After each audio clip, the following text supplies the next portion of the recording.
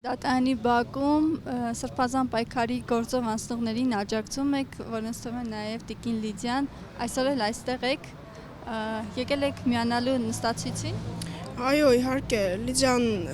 այն 18 արդարներից է, ով ապօրինաբար գտնվում է կալանքի տակ, նաև միակ կին քաղբանտարկյալն է, ով անհապաղ պետք է ազատ արձակվի ցանկացած գնով։ Լիդիայի ազատությունը պահանջելով բնականաբար պահանջում ենք բոլորի ազատությունը, բայց այս պահին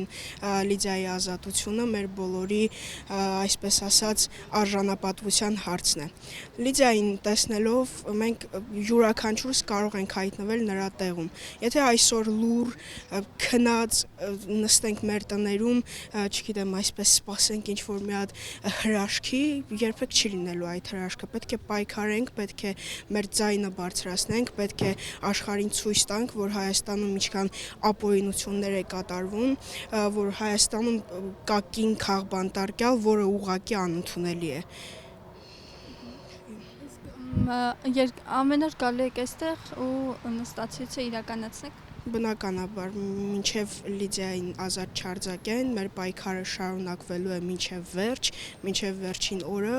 եւ պետք է հասնենք մեր նպատակին, պետք է Լիդիան անհապաղ ազատ արձակվի,